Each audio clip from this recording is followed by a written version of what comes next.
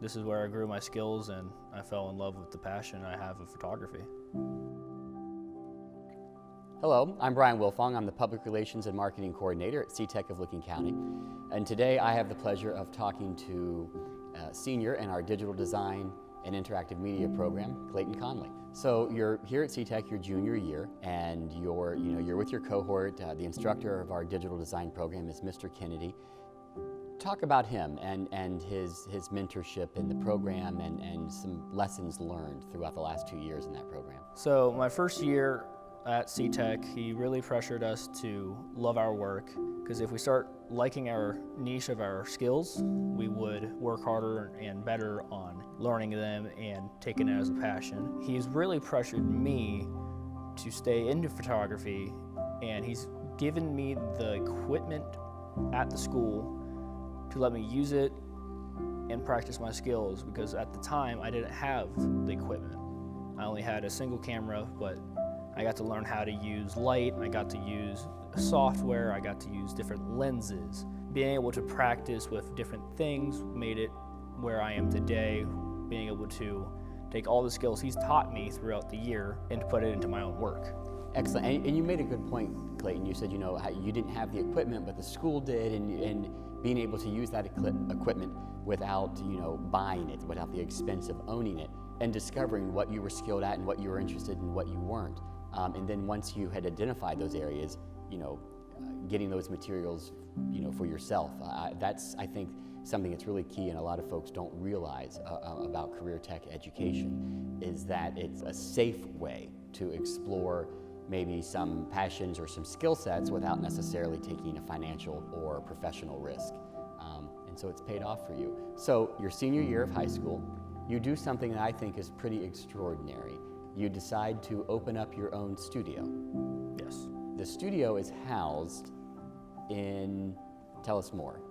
So the studio is housed into the place where I grew up, on a big piece of land where I grew up with my parents and my grandparents and my siblings. And I was looking for a spot, and I didn't want to put myself in financial debt, so I asked out to my grandparents, where we moved out of, if I could build a studio down into the rec room. And from that point on, I've actually doubled my business. And I mean, so the grounds, which people will see in the course of this video, you've got a pond, you've got a gazebo, or you're building a gazebo, right? I mean, there's all kinds of possibilities. And I know that part of the reason that the studio is, I think, such a perfect spot for you is you really love nature photography. Talk to us about that. Nature photography was my first niche. I'm able to go out to the woods and spend a couple nights or a week if I want in the woods and just be with nature. When I first started doing wildlife photography, it was more like a calming photography where I wasn't stressed to do much more work than I needed to. Being out in the woods taking photos of wildlife was something different, and it made it a lot more fun. Just being able to sit there and have animals come up to you is a feeling that I've never had before. Awesome, and you've actually won some awards for your nature photography, correct? Yes. So I won my first award for the Troy Balderson competition. It was labeled as Winter Cardinal, and it placed third. And then recently I submitted a photo to a competition for the B&H critique, and Franz Latting, one of the renowned wildlife photographers, stated my Misty duck. He was very impressed about it, and the fact that was coming from a world-renowned photographer made me want to do wildlife photography even more. Excellent. So here you are, you're 19, correct? Yes. You're, at the time that we're filming this interview, you're getting ready to graduate high school. You've got a studio, but the studio is already up and active. You have clients. You're continuing to grow your business, and this is at 19. So this is something that a lot of people do maybe in their 30s. So having seen examples of your work, you take very good portraits. They're very natural. I love that aspect about it. Why do you think it's important to capture people or nature in a state where they're not performing? Does that make sense? Yeah. I like taking them and making them calm. Making, like, if I was doing wildlife photography, I would be not moving, so they think I'm not even here. They're in the rawest form, so every step they take is a story. So let's say if a raccoon was walking towards me, that raccoon has a story, and how it walks could tell if it was injured or healthy. But for a person, how they sit and pose, how they look, you can tell if they're what their mental state's like. I like telling the people's story through their photos. I like telling how successful they are. I like telling what type of person they are, their drive. The person in their rawest form is always going to be the better photo, so you got to make them comfortable first. Why do you think career tech education is important, not just for those who are necessarily interested in digital design, but just in general? What's the benefit of, while in high school, having the opportunity to explore? It gives you a safe place to practice your skills. Your teachers you're going to have all done those skills. True.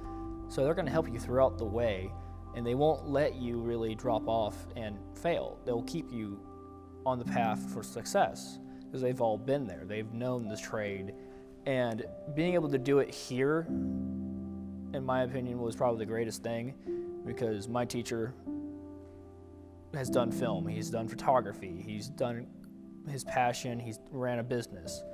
And for the other classes, they've all been there, they've all been in the trade, and all the students are being able to learn safely, and they will all learn the special techniques that their mentor has passed on to them. Being here, I've learned more skills and more techniques than I would have learned by watching a video or learning it by myself. You're a pretty motivated young man, as this video will demonstrate. I mean, you've done everything with this studio, from painting and designing and clearing brush and landscaping, and I mean, kind of a jack of all trades. So I think it's really important that folks who see this, when you've got a passion, or when there's something that you want to do, like photography is your skill set, it's your passion, but it's not the only thing you're good at. And you've had to utilize all of those skills to move forward in your business. And I hope that that's something that viewers of this recognize, is that you aren't limited to one thing that you're good at. You had to use your kind of whole self, your outdoor skills, your mechanical skills, your digital skills, your technological skills, your physical labor to make this a reality. And I think that's important, that people realize that it's not just you get really good at one thing and then it all happens. You had to put in a lot of effort to get this far, correct? Yes. You know, that mantra, do what you love and you'll never work a day type of a thing, and you're doing it. And I think that's really awesome and something to be quite proud of, so I hope you are. Thank you. I would like to say that if you are struggling in your passion, always reach out to someone that's in the passion. I struggled with the business side. My boss, Bob Washington, helped me through everything. He's one of my greatest mentors I could have. And struggling in the field of photography, coming to here was one of the greater things I could do, because my teacher, Mr. Kennedy, has taught me most of my skills on editing and learning how to write with light.